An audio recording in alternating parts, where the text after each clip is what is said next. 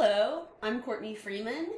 This is Conscious Cannabiz. We're highlighting thought leaders in the cannabis industry and talking about conscious business practices.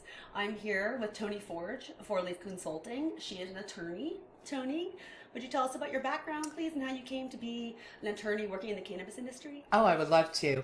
I'm originally from Los Angeles, from Compton more specifically, and I have a really strong background in litigation and corporate transactional work.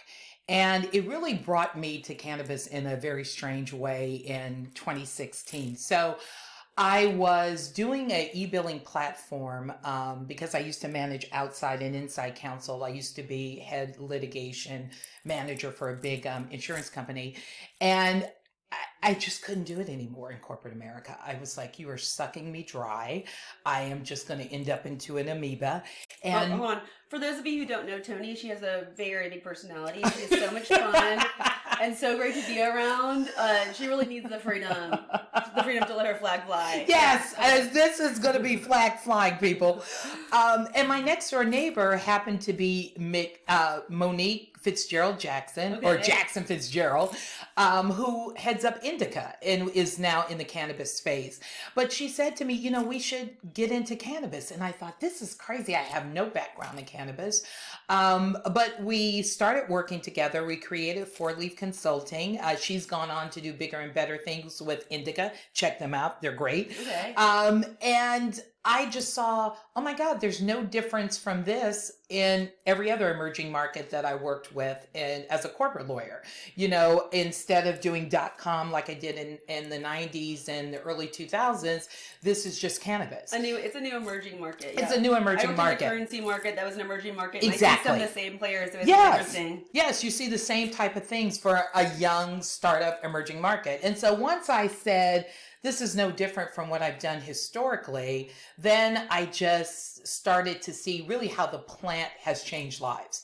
And it's changed lives for me personally, for my family, and I really got into it.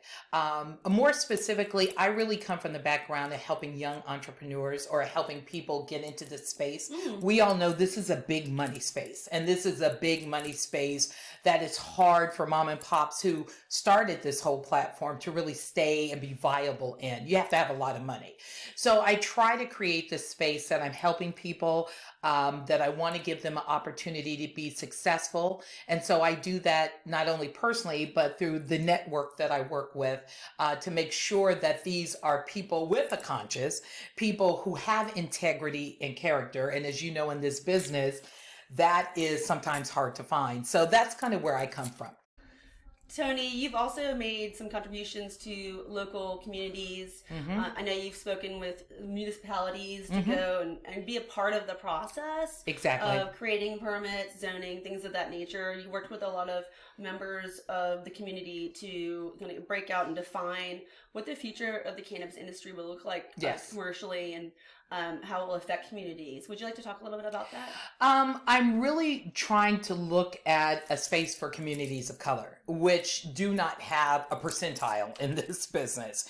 And really, how do we get minorities in this space? And the minorities that are in this space, how to make sure they're protected against predatory practices, because that is such a huge issue for me.